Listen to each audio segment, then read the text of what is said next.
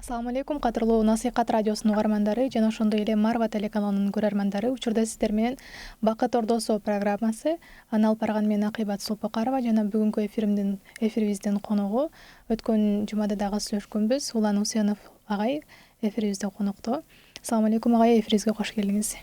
Алейкум ассалам, чоң рахмат кайрадан көгүл телеканалга чакырганыңыз үчүн. Чоң рахмат сизге дагы кайрадан. Мурдакы эфирибизде үй-бүлөдөгү жубайлардын бири-бирине болгон мамилеси жана ажырашпоонун, жубайлардын жакшы жашоосу үчүн алардын чөйрөсүнүн таасири же болбосо жубайлардын болгон бири-бирине болгон мамилелери тууралуу сөз кылганбыз. Бүгүн биз сиздер менен жана Улан агай сиздерге ажырашуу жана анын кесепеттери туурасында сөз кылмакчыбыз. Анда эмесе биздин эфирден алыстабай биз менен бирге болуңуздар. Негизи эле агай айтсаңыз, ажырашуу албетте бул жакшылык нерсеге алып барбайт. Жана ошол ажырашуунун дагы өзүнүн бир маданияты болуш керек. Бүгүн ошол туурасында сөз кылып айтып кетелик. Албетте эч бир чымчыктын дагы уясы бузулбасын деп айтып кетелик эфирден башталышында эле. Бирок ошондой болсо дагы өзүңүз айткандай ажырашуунун дагы үйлөнүүнүн кандай маданияты болгон болсо, ажырашуунун деле ошондой сыяктуу маданияты болуш керек. Ошол ажырашуу туурасында баштап айтып кетсеңиз. Бисмиллахир-рахманир-рахим. Негизи сиз айткандай чындап эле ошол чымчыктын да үйү да же бузулбасын деп эдиңизби? Негизи шарият талап кылган нерсе ошол.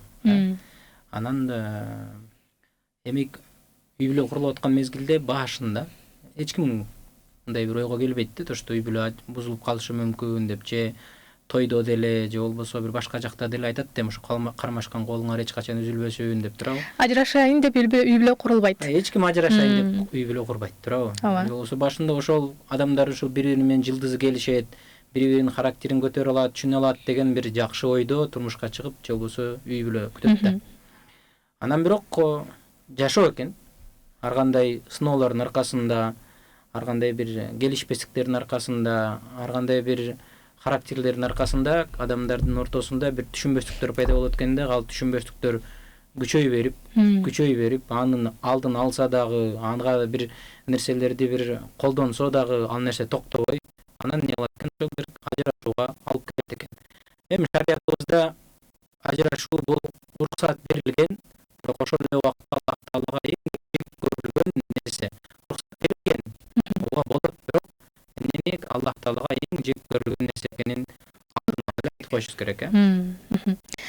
Агай, негизи ажырашууга сөзсүз түрдө бир нерсе себеп болот да.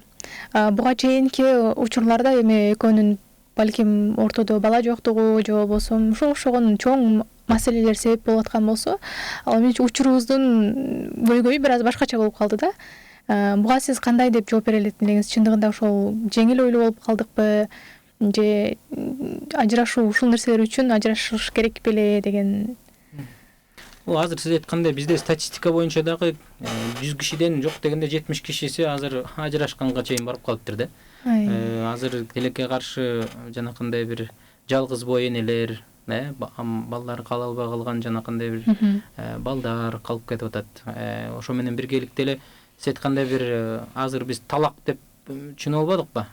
Анан талак десе эле бул оңой эле сөз экен, ошол бир сөз менен эле Кудай сактасын бир үй бүлө бузулуп калып атпайбы? Жөнөкөй эле сөз ошол нерсени айтып коет экен да, анан бүттү мен деп токтоп калат экен да. Бирок алдын ала ошол сөздүн аркасында канчалык чоң терең маани жатат, анын аркасында кандай бир кесепеттер турат, аны кээде такыр ойлонбой да калат экен.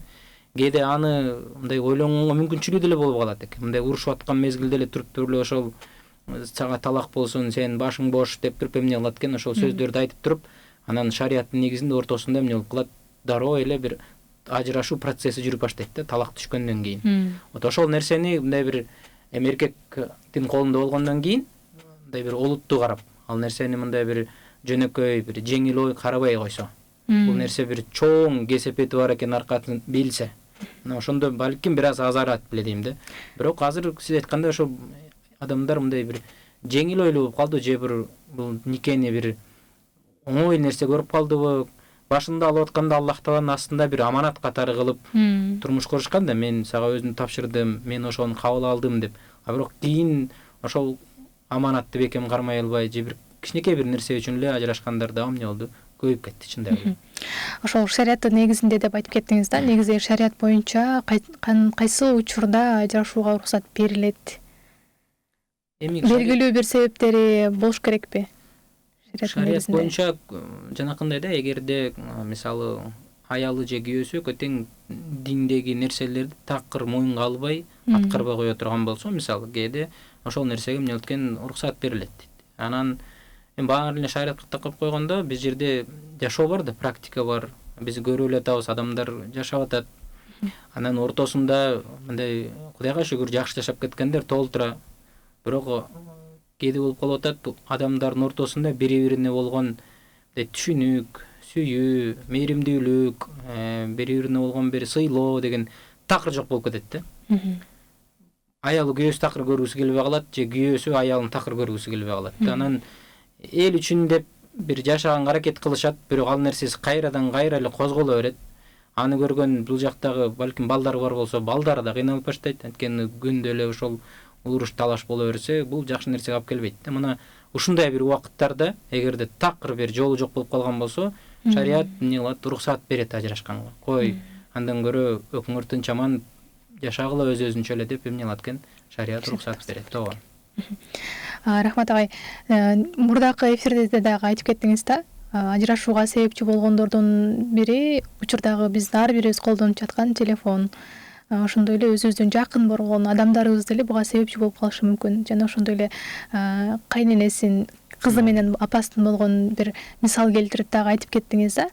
Эми ар бир ажырашуудан эч ким пайда таппайт деп айтып келебиз да.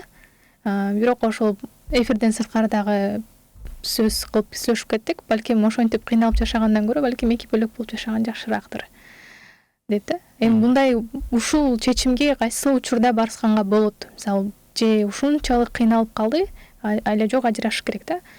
Ушул чечим кайсы учурда болушу мүмкүн? Эми айтып атпаймынбы, жанакындай эгерде жанакындай бир пайгамбарыбыздын убагында дагы пайгамбарыбызга саллаллаху алейхи вассалам бир аял келип, Аллахтын элчиси, мени тиги өзүмдүн жолдошум менен ажыраштыр дейт. Анан эмнеге ажыраштыр?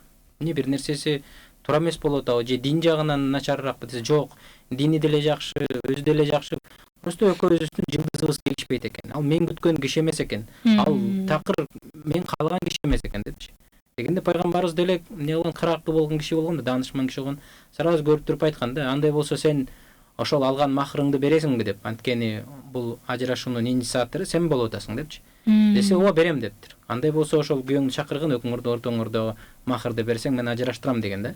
То есть ортодо эмне болуп калышы мүмкүн, жанакындай бир күйөөнүн аял менен экөөнүн бир мындайча айтканда дүйнө көрүүсү, дүйнө таанымы такыр башкача болуп калышы мүмкүн да. Башында балким жакшы да көрүнүшү мүмкүн, башында балким экөө балалуу да болушу мүмкүн. Кээделер даже ошо бир бала төрөп көрөйүнчү, балким ошо бала төрөп койсом экөөбүз жакшы болуп кетебизби деген жакшы үмүт да кылып көрөт экен. Бирок андан бир жыйынтык чыкпаса, анан кийин экөөнүн бири-бири менен жашаганы экөөнө тең залакасын тийгизе бере турган болсо, анда мындай убакытта шарият эмне берет, уруксат берет. Кой, экөөңөр эмне кылгыла, ажырашкыла. Чындап келгенде бүт 100% кыйылган никенин баары тең эле сонун болуп кетет деген сөз бул да туура эмес. Анткени кээде бир адамдын бактысы балким биринчи никесинде эместир. Ким билет, эми Аллах Тааланын тагдыры да. Ошол нерсеге байланып жүрө бербей, өзүн да кыйнап, күйөөсүн да кыйнап, же өзүн да кыйнап, аялын да кыйнагандан көрө экөө эки жакта жашаганы эмне болот, дурусураак болот деп чечилет да. Мисалы, могул христианствонун кээ бир теченияларында бул ажырашууну такыр запрет кылып койгон. Алдыңбы, ал аялың кандай болот, жакшы болобу, жаман болобу, айырмасы жок, жашашың керек дейт. Же болбосо күйөөң кандай болот, урабы, согобу, ичеби, чегеби, айырмасы жок, сен жашашың керек деп эмне болот экен, христианствода дагы бир течениялар ушинтип коюп коет экен. Иудаизмде болсо тескеринче ал өтө жеңил экен. Бир аз жакпай калдыбы, аял ажырашып кете берсең боло берет. Аялың бир нерсени кылбай койдубу, жөн эле кагаз жазып эле мен ажыраштым деп койсоңуз эле ошол жетиштүү экен. Ал эми шарият болсо, ислам болсо, экөөнүн ортосунда мындай адилеттүүлүк менен өтө айда чаап кетип калбай, өтө жеңилдетип салбай дагы эмне кылат, ортого алып келет. Анткени пайгамбардын хадиси бар, жанакындай аял эгерде жөн эле эч кандай себеби жок, олуттуу себеби жок эле күйөөсүнөн мага талак бер деп келе турган болсо, анда ал бейиштин жытын жыттабайт деген дагы хадис бар. Бул акыйкат хадис. Бирок эгерде жашоо такыр болбой калса, ортолоруна жанакы адамдарды коюп көрүпсө дагы жылбай койсо ал процесс, анда мындай убакытта экөөнү кыйнагандан көрө ошол өзүнчө жашаганы дурус болсо. Аябай туура айтып кеттиңиз да, Алан агай.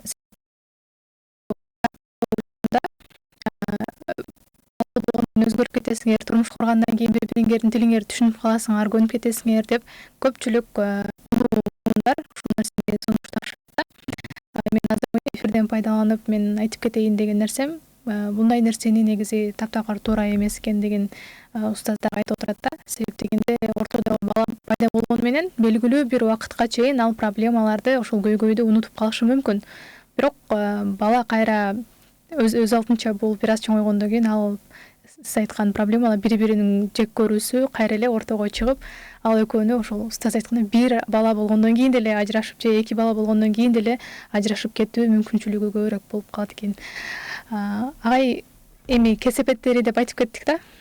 Кесепеттеринен токтолуп кетсеңиз ар биринин минус жактарын айтып айтканда. Эми башынан эле айтып атабыз, бул ажырашуу өзү эле негизи минус нерсе деп, Анткени биз дайыма айтып келебиз го, бекем үй бүлө бул бекем мамлекет депчи. Анан эгерде мамлекетибизде азыркы статистика боюнча караганда ажырашуу өтө көп болуп атпайбы? Үйлөнөт, бир аз жашайт дагы 2-3 ай, анан эмне кылат, ажырашып кетет. Хорошо, ортосунда баласы болсо дагы ажырашып кетет. Анан кээ бирки убакыттарда жанакыл ажырашкандан кийинки бир процесстин өзү бул негизи оор нерсе, бирок ошолорду бир аз жеңилдеткенге дагы аракет кылыш керек да. Анткени эгерде ортосунда баласы жок болсо, анда предположим күйөөсү жанакындай бир көнүп калган да, комфортко келсе, үй жиналган, тамагы даяр, предположим да, кийими түктөлгөн, мисалы аял болуп, эми аял жок болуп калгандан кийин кээ бир адамдар, эми ал ислам дининен алыс болгондор, мисалы мынакы ичип кетип, көчө темселеп басып калып, жанакындай бир аял болгондон мурун ошол нерсени сырттан издеп, көпчүлүгү жаман жолдорго түшүп кетет да, жаман жолдорго, депрессия болуп, бул көбүнчө ошол эми аялдарга келсек, ошол аялдардын ал аял кичине эмоционалныйраак, туурабы? Ал ажырашкандан кийин балким ал нерсе кутулдум дейт, жанагы күйөөсүнөн деп айтайынчы. Мисалы жаман көз кутулдум дейт, бирок балбому ал нерсенин таасири кылат. Анткени сырттагылар аны бул ажырашкан кыз деп карап баштайт, анын статусун эмне мындай ылдый түшүрүп коет. Неге десе, бул ажырашкан уже деп, турмушка чыгайын десе, сен уже ажырашкан бир кишиге турмушка чыкпасаң, мурда үйлөнбөгөн эркек сени албайт турмушка деп. Бул дагы эмне тайкы туура эмес түшүнүк. Анткени ар бир адамдын өзүнүн мүмкүнчүлүгү дагы, неси бар, укугу дагы бар. Демек бул нерседен ар ким өзүнчө жапа чегет, аял дагы, эркек дагы ошол балага келе турган болсок, мисалы баласы болуп калган болсо, кээ бир көрүп атабыз да, азыр 3-4 баласы менен деле чыдап кетип атат, ажырашып кетип атат. Ажырашып кеткенден кийин эркек мындай будто ал балдарга эч кандай бир тиешеси жоктой мамиле кылат да. Болбосо ал ошонун балдары. Ал 10 жылда тапканбы, 2-3 баланы, ал 5 жылда тапканбы, айырмасы жок. Ал ошонун балдары. Экөө күйөөсү менен аялы болбосо дагы, бирок катары балдар үчүн болуш керек. Сөзсүз. Бир үй бүлө болуп жашабаса дагы, бир үй бүлө эмес, алар уже үй бүлө бузулду. Бирок ата эне деген институт экөө бузулган жок. Бул бар. Агай бизде андай эмес го, бизде атасын апасын аты куруп, же болбосо атасын бири-бирине ушундай болгон нерселер болот да. Жок, сен апаң тигиндей, же атаң мындай, кенедей кезинен баштап. Ошону айтып атам да, алдын алалы деп. Бала дагы өзүн түшүнбөш керек да, ушул атам менен апамдын ажырашып кеткенине мен күнөөлүүмүн. Анткени мен пайда болгон үчүн булар мени, мисалы, көбүрөөк иштейм деп атам тияктуу болуп жүргөн, мени карайм деп апам жерде нерв болот деп, бала ошону түшүнбөш керек.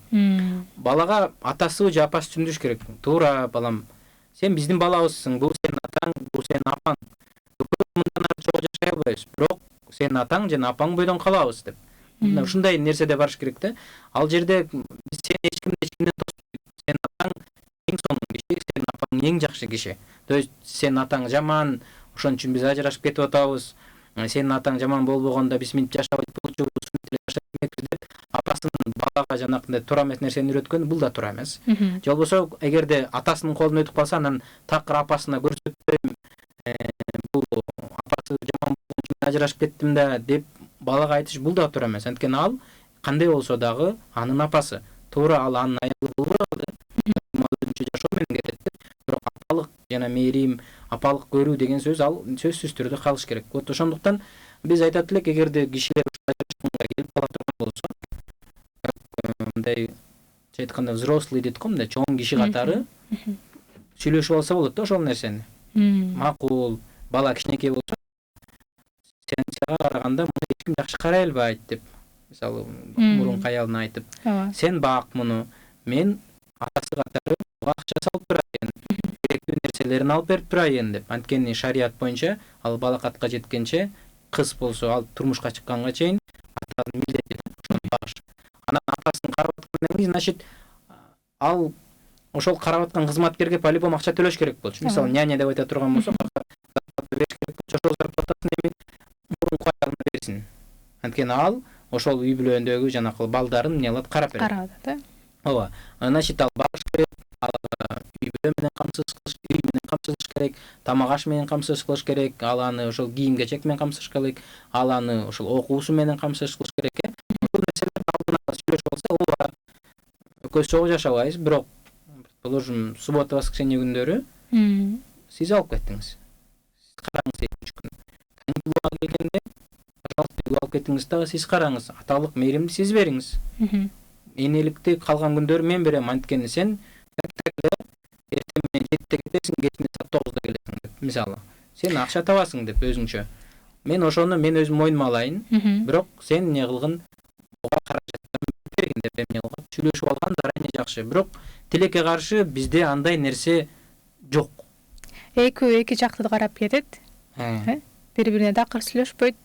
Мурда эч кандай бирге болуп көрбөгөндөй бири-биринен баш тартып кетишет да. Бири-бирин көргөн жерде балким алыстан айланып өтүп кетишет да. Жок, бул дагы ошо более мен жакшыраак вариант айтып атасыз. Кээ бирлер бар экен, ажырашкандан кийин дагы өзүнүн мурунку аялына, ал аял эмес, ал эч ким эмес, анын үчүн сен турмушка чыкпашың керек башка бирөөгө.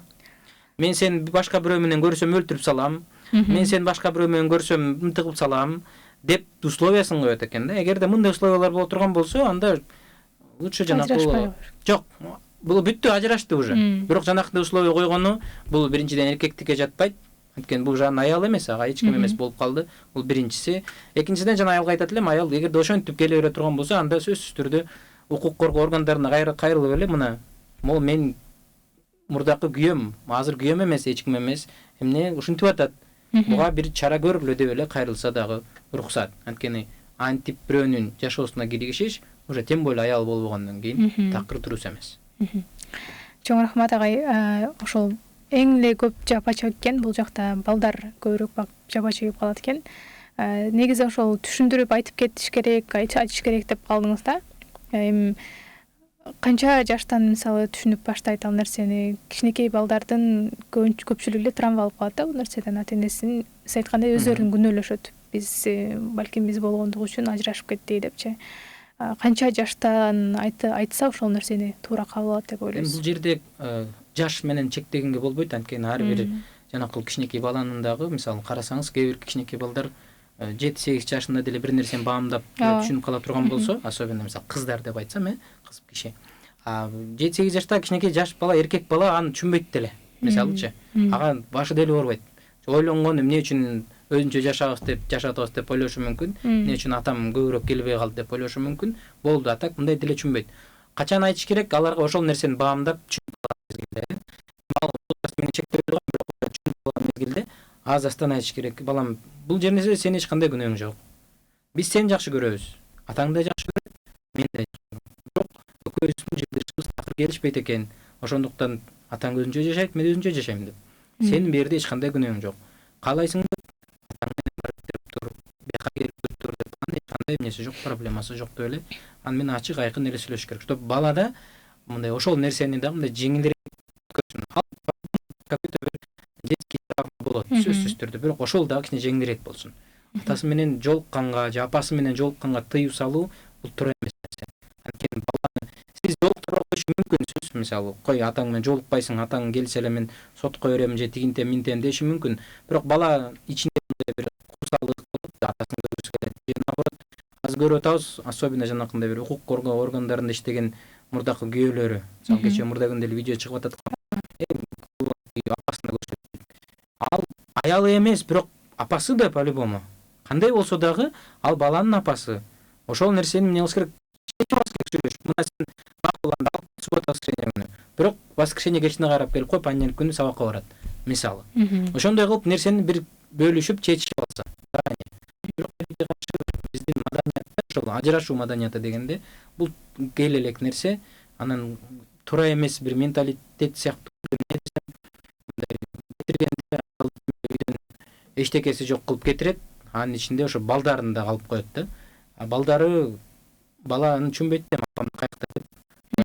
Куса болот, ой, жанакындай бир травма болот да. Рахмат агай, ошол ажырашуунун маданияты деп айтып кеттиңиз да. Негизи маданияты дегенде кандай жол менен ажырашыш керек болуп калат? Эми биз айттык, колдон келишинче жанакындай бир ажырашпаганга бүт шарттарды аракет кылабыз. Ошол ажырашууну көрүп аткан болсок, анда ошол ана Куранда келет го, бул тараптан бир кишини алып келип экөөнүн башын бириктиргенге кайра экөөнү бир салганга эмне кылабыз? Аракет кылабыз. Демек ажырашуу акыркы чечим. Акыркы чечим. Биз аракет кылдык. Анан шариаттан талак деген маселе дагы бизде жөн эле эмес. Ал дагы мисалы биринчи бир талак берет, ал талак 3 айга чейин өзүнүн актуальныйсын сактап турат да. Ошол 3 айдын ичинде ойлонуп бир үйдө жашай берсе болот, бир үйдө жашай берсе болот. Эмне кылат? Ойлонуп, ошол убакта даже күйөөсү аялын багыш керек болот. Үй бериш керек, багыш керек болот. Ошол эмне кылат? Бир убакыт ойлонуп алсын. Кой, мен кетип калсам эртең, мени ким багат? Мен өзүм же иштей беремби деп же аялы. Же болбосо күйөөсү, мен мындай жашап кандай аял табам? Же аял таба аламбы? Аял тапсам менин балдарыма кандай аял апа болот ал? Мисалы ошол нерселерди ойлонот. Муну кесип кандай? Бул мен үчүн эмес да, ал жашоо менин апамдар үчүн, кайненеси үчүн мисалы. Алар картайып калган кишилер, аларга ким кызмат кылат? Мисалы. Ошол нерселер барын алдын ошол убакыттын ичинде аялдын шарият боюнча эмеси деле макулдугу деле керек жок. Кой, мен мына ошол убакыт өтүп кетип калгандан кийин анан чоңураак эмнелер башталат, кесепеттер башталат. Ал деген сөз ошо аял өзү билет. Ал жаңы нике кыйгандай эле жаңы нике кыйып, жанакындай бир кайрадан махрым берип, кайра эмне кылыш керек болот? Ошол кызды кайтарып алганга мүмкүнчүлүгү пайда болот. Ошондуктан биз айтат элек да, муну ойлонгула, шашпагыла. Ал деген жөнөкөй нерсе эмес. Мынтип эле сага талак сен бошсуң деп койсоң эле бүт проблемалары чечилип калбайт. Анын аркасында өзүнчө жаңы проблемалар күтүп турат. Эгерде сен ошого даяр болсоң, эгерде чындап эле ошол нерсе силер үчүн керектүү болсо, анда айла жоктун иши болот дагы, эмне болот? Талак маселеси кайра көтөрүлгөн болот. Маданият дегенде, ажырашуунун маданияты дегенде ошол тартипте кетишибиз керек экен. Тартипте кетиш керек. Андан тышкары жанакындай мисалы эркектер бар, аялына талак бербей угура калат да. Ал же байкуш аял өзүн мындай бош сезе албайт башын, анткени ал талак бербей жүрөт, же нормальный жашабайт. Ортодо калат. Ошол Куранда келет мындай подвешенное состояние деп, илинип калган. Эгерде ошону билип туруп эркек жамандык кылам деп туруп кыла турган болсо, атайлап туруп, анда Куранда өзүн зулумдагандар деп айтат. То есть туура эмес кылып атасың, эркек, өзүңдү ач деген сөз. Лучше бир жагына чечип ал. Же жашайсың, же жашабасың, акыры башың бошотуп бер. Ал киши, ал аял дагы бактылуу болгонго укугу бар деп. Ал сен менчигиң эмес, ал өзүнчө бир адам деп. Негизи эле ошол ажырашууга чечимди эркектер коюш керек да. Мисалы аялга талак берип кете албайт, эркек мисалы талааны берип кетип айта алат да. Азыркы коомубузда көпчүлүгү мындай аялдардан болуп атат. Себептен сырттан келген ар кандай окутуулардын негизинде аялдардын эголору көтөрүлүп, мен мындай өзүн кыйын сезип кеткен нерселерди дагы мындай коомубузда көп көрүп баштадык да. Буга кандай карайсыз? чындыгында ушул нерсе болуп аткандыгын.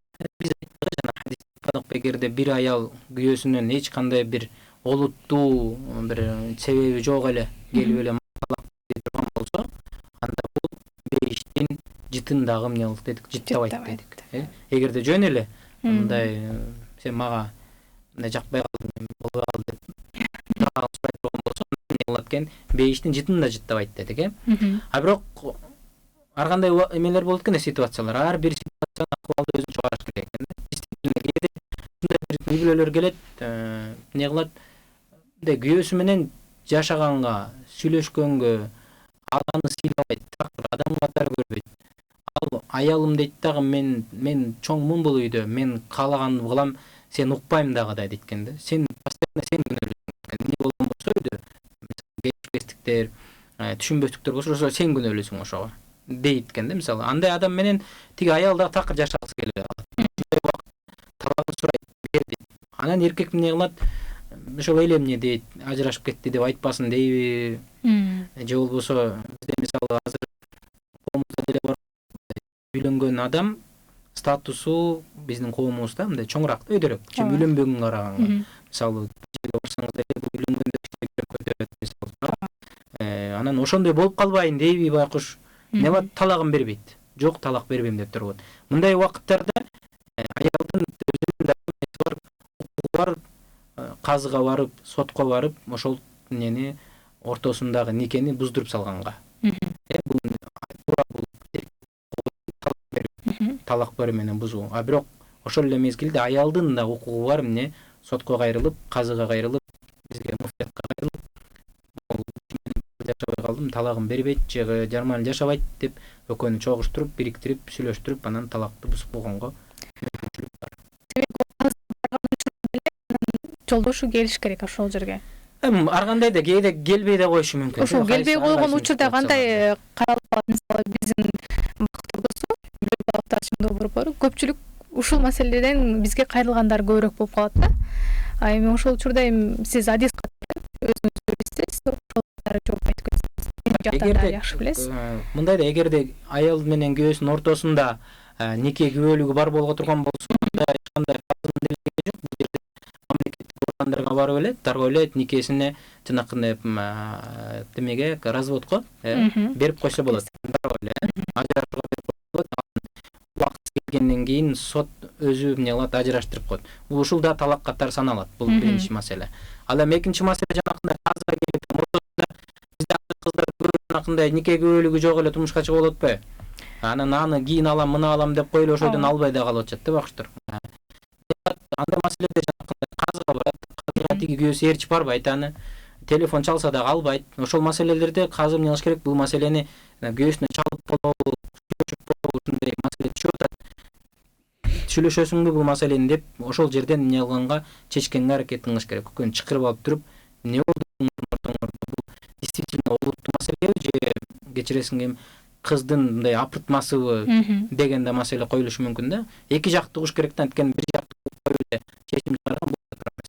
Ошо эки жакты угуп, анан действительно такыр болбой турган болсо, экөөнү эмне кылган, ажыраштырып тынган жеңилирээк болот. Хул деп коет. Аял өзүнүн талагын белгилүү бир өлчөмдөгү акчага күйөөсүнөн сатып алганга мүмкүнчүлүгү бар. Ошол махыр деп, махырдын убагында берген да күйөөсү. Ошол махырдын акчасын берип туруп, эмне кылат, өзүнүн талагын сатып алган. Демек, аял ажырашууну кааласа, эгер белгилүү бир себептер болсо, чоң себептер болуш керек.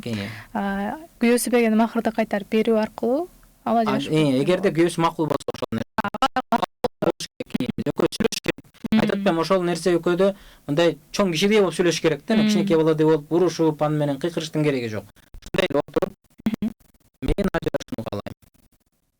Мына махырга, предположим, 100 000 сом бергенсиң. Мына ошол 100 000 сомуңду бир сомун кемитпей сага берейин. Экөөбүз жашадык 7-8 жыл. Бирок мындан ары жашаштын бизге мындай бир кереги жок. Анткени сен да кыйналасың, мен да кыйнап атасың, балдар да кыйнап атасың. Балдар менен, пожалуйста, эч кандай проблема жок. Бирок мен талагымды бер, башымды бошот деп, ошол акча менен деп. Эгерде макул андай дей турган болсо, ошол жерде акча алгандан дароо талак берет ортосунда. негизи эле ажырашуунун социалдык жактан дагы, каржы жактан, ошол ден соолугуна мисалы көп эле нерсеси зыян болуп калат да. Ажырашуунун жанатан бери негизи ошол эле нерсени сүйлөшүп келатабыз. Анан мисалы ажырашууга кээде аялы же күйөөсү экөө себепчи болбой деле калышы мүмкүн да. Мисалы кайненеси келин жаман көрүп турса деле мен башка балама башка аял алып берем, сен үйдөн чыгып кетсең кет. Деп деле эки үй бүлө эки жакта калып калган учурлар болуп атат да. Бул нерселердин кантип алдын алабыз? Мисалы чындыгында бирөөсү жоопкерчиликти алыш керек да. Негизи эркек алыш керек жоопкерчиликти бул учурда.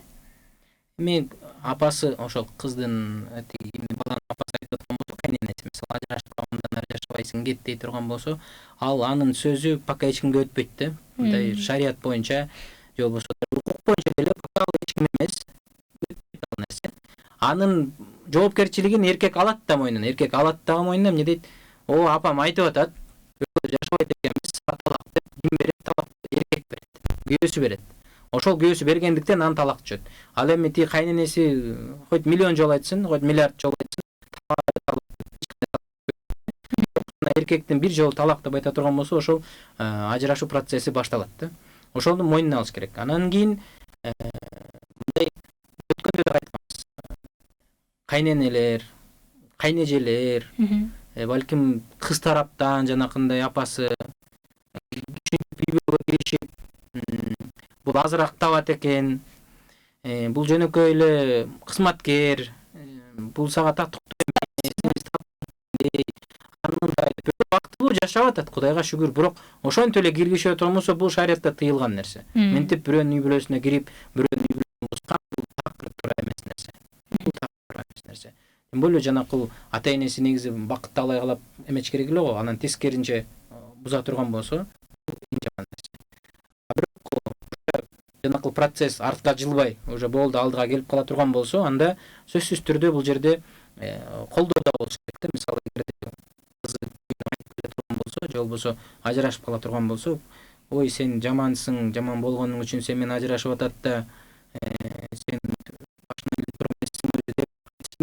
Бул анын эмне болду? Тандоосу болду. Бул анын жеке өзүнүн каалоосу болду. Ал жерде үй бүлөдө жашап атканда киши менен экөөнүн ортосундагы проблемаларды ошол кыз гана билет. Эмне болгонун. Эмне үчүн ал ошондой бир шакка нормально жашап атса эмнеге барат ага туурабы? Жашай бербей жөн эле. Бир нерсе болуп атат да ошол жерде. Бир нерсе болуп атат. Балким кыз тигил эркектин айыбын до конца үйүнө айтпайттыр. Айткысы келбейт. Жок апа, жакшы эле десең жакшы эле деп коет, бирок мен ал менен жашай албайм деп. А на самом деле ал жакшы эмес. Ичинде толук бир нерселер бар. Аны эмне кылып кой деп уялып айтпайт. Же уялабы, балким эл эмне дейт дейби, же балким дагы бир алдысын көрөбү, ошон үчүн уялап жөн эле коеюнчу. Ата тура түшүн, бул киши менен андан мындан ары жашоолу мен үчүн такыр мүмкүн эмес деп түшүндүрөт. Ошол нерседе ата-энеси кичине бир аз данышмандык кылып, мындай бир товар келет го, возврат болуп. Ооба. Ошол сыяктуу деп албайм мен, кереги жок деп туруп албай, ошону түшүнүп, сүйлөшүп, алдын ала көргөндөн болбой койду. Ушуну дагы эмне кылыш керек? Кабыл алыш керек да. Рахмат агай. Негизи ажырашууда балдарды дагы айтып кеттик да. Алимент маселеси келип жатат да, сөзсүз түрдө. Көпчүлүк коомубузда дагы кыйналып жүргөндөр бар. Ушул алимент маселесин же төлөбөй койгондор бар, алимент албай жүргөндөр бар. Себептерин, алимент маселесин айтып кетсеңиз. Бул жерде алимент маселеси боюнча бизде жанагындай бала төлөгөндөн баштап ал балакатка жеткенге чейин, ал эми кыз болсо турмушка чыкканга чейин сөзсүз түрдө атасынын камкордугунда, атасынын каржылоосунда болуш керек депчи. Анан эгерде биз айттык экөөнүн ортосунда нике күбөлүгү боло турган болсо, анда бул маселе мамлекеттин ортосунда жанагы кепилдик болуп беришинде мындай жеңилдетет да. Ажырашкандан кийин эгерде күйөөсү, мурдакы күйөөсү жанагы атасы, алиментин төлөбөй аткан болсо, анда сот аркылуу бул маселени чечип, ай сайын белгилүү бир сумманы белгилеп алып, ошол сумманы котортконго мүмкүнчүлүк бар. Ким белгилеп берет? Ал сумманы сот белгилеп берет. Ал сумманы сот белгилеп берет. Ал сумма ошол эркек канча акча табат экенин такталат да, каерде иштейт, канча акча табат, ошол жерден тамак ашына кийим кечине жете тургандай кылып эмне кылат, сумманы бөлүп берет. Эгер азыр төлөбөй турган болсо, бизде ушунчалык мыйзамда иштеп баштады. Чыгып атканда же справка алып атканда же бирдеме болуп атканда бербей коет. Эмне кылат, справканы бербей коет, сен алиментин төлөө, анткени бу жерден чыгып атат, алимент төлөй экенсиң. Мисалы бизде азыр жанакы штраф ПДДныкы чыгат да, умный городтук, мисалы справкага барсаңыз бербей коет деген төлөп кел деп. Ошондой алимент да ошондой. Уже соттон чечим чыккандан кийин, эгерде төлөбөй койсо, сот кайра чыгарып коет. Бу жерден машина алайын деп барса эле эмне кылат, жерде чыгып калат. Алимент төлөй экенсиң төлөп коет. Ушундай сыяктуу эмнелер бар. Ал эми шариятта болсо, шарият сотко кайрылып убара бол дебейт негизи. Муну мындай акыл эси ордундагы эркек өзүн мен балам деп сезип туруп ошону, балабысы кызы айырмасы жок. Өзү эмне кылыш керек, ошол нерсени багыш керек, караш керек. Эгерде так ошондой болбой аткан болсо, анда ал дагы эмне кылат, же сотко кайрылат, же казага кайрылат. Ошондой бир атасы бар эле бу балдардын. Такыр каралашпайт, такыр карабайт болбосо, ошондой балдар деп сотко барганга кыздын, келиндин укугу бар басынан. Демек, алимент албай калган учур көөлүгү жок болуп калган, нике көөлүгү жок болуп калган учурда негизи алганга болобу, нике көөлүгү жок туруп? Негизи айтып атам, эгерде эркек жанакындай бир ыктыяр менен кылса, бул өтө сонун нерсе. Анан эми кечирсем, вообще бир болбогон эркек болсо, деп ажырашты, балдарын дагы карабайм, өзүң карап ал дей турган болсо, бул эми вообще бир болбогон эркек, бул биринчиден. Экинчиден, буга дагы жанакы айтпайм, эгерде нике кыйылган болсо, нике кыйылган жерден барып эле, ошол казы менен сүйлөшүп эле, ушуга айтчы, ушунун балдары төлөсүн, баксын, анткени кыямат күнү акысын алып алат, баары бир деле. Сен муну бакпай аткансың деп. Сен карыз болгонсуң ушуга деп. А бирок ал жакка барганда эч кандай тыйым соң жок болуп калгандан кийин сол менен бөлүшкөнгө туура келет. Ошону мындай адам акысы өтө оор нерсе. Ойлонуш керек. Чоң рахмат агай. Ажырашуу тууралуу дагы кесепеттер тууралуу билген нерселериңиз болсо айтып кетсеңиз, биздин убактыбыз дагы аягына чыгып баратат. Эл менен дагы коштошсок, бүгүнкү эфир негизи ажырашпай эле койсун, пайдалуу болдук деп айтсак дагы кандай болуп калат, мен бул жерде сөз дагы таппай калдым. Себеп дегенде, албетте ажырашып эки жолдуу калгандар үчүн бул пайдалуураак болду. Ажыраша элек ушундай чечимде турган болсоңуз, ажырашпай эле коюңуз деген сунушту айтабыз. Себеп дегенде ажырашуунун кесепеттерин айтып өттүк, кандай кесепеттери бар экен. Бул Аллах Тааланын эң жек көргөн нерсеси, ошол учурда уруксат берген нерсеси экен деген баса белгилеп айтып кетти. Устаз, микрофонду сизге алсам. Дагы да айтат элек, колдон келсе, биз айттык, үй бүлө бекем болсун. Эч качан жанакындай бир кармашкан колуңар мындай ажырап калбасын. Кыяматта да бирге болгонго ошол нерсе түрткү болсун. Аракет кылыш керек, сөзсүз түрдө. А бирок кайра айттык, эгерде эки адамдын бири-бири менен жашоосу, мындан аркы жашоосу, бири-бирине залакасын эле келтире турган болсо, бири-бирине бир түшүнбөстүктөр дайыма алып келе бере турган болсо, үйдө дайыма жанжал боло бере турган болсо, анда ошол ажырашканды дагы туура мындай бир ажырашуу маданияты менен, анткени жанакы хадистерде деле келет, Куранда да келет, ошол нерсени эмне кылыш керек, туура этап менен өтүш керек. Мындай бул эч кимге оор болбош керек. Бири-бирин жек көрүү деген нерсе болбош керек. Туура анын өзүнүн ою бар экен, сенин өзүң оюң бар экен. Мындан ары жек көрүштүн кереги жок. Ажырашкандан кийин дагы эмне мындай көргөн жерден кадимкидей эле учурашып жөн эле, туура сенин аялың эмес, сенин күйөөң эмес, бирок аны жек көрүштүн кереги жок. Анын өзүнүн ою бар экен, сенин өзүңүн оюң бар экен. Эч кандай мындай бир условия койбой эле, жөн эле ажыраша турган болсо, балдарга бул нерсенин зыяны сөзсүз түрдө тиет. Ал азыраак болуш үчүн биз айттык, мындай алдын ала кеңешип, алдын ала сүйлөшүп ошол нерсени кой, туура ажырашып атабыз, бирок балдар экөөбүздүкү ата эне ойдон калып атабыз, сен өзүң убактыңды бөлүп бер, өзүң каражатыңды бөлүп бер деп эмне кылган, сүйлөшүп алган жакшы. А бирок эч качан ажырашпагыла, чогуу жашагыла. Аллах Таала ошол үй бүлөгө дайыма иншалла берекесин берип турган болсун. Рахмат агай, негизи эле ошол үй бүлө ажырашуу чечимине турган биздин бир тууган эжелерибиз, байкелерибиз болсо, бакыт ордосу үй бүлөк байлыктарды чыңдоо борбору иштейт. Ал жакка келип, атайын консультацияларды алсаңыздар болот. Жеке өзүңүз дагы келип, балким жолдошуңуз менен келип, ошол үй бүлөңүз менен чогуу келип бул нерселерди ажырашууга жеткирбей, ажырашуу чечимине келе электен мурда балким ушул кадамдардан өтсөңүздөр деген сунушту айтып кетебиз. Анда эмесе агай эфирге келип бизге пайдалуу маек куруп бергениңиз үчүн сизге Аллах ыраазы болсун. Келген кадамыңызга сооптор жазган болсун. Урматтуу биздин Насыйкат радиосунун угармандары жана ошондой эле Марва телеканалынын көрөрмандары, сиздер менен 1 саат бою Бакыт Урдосу программасы жана аны алып барган мен Акыйбат Сулпукарова болдум. Келерки жумага көрүшкөнчө сак саламатта туруңуздар. Ассаламу алейкум рахматуллахи ва баракатуху.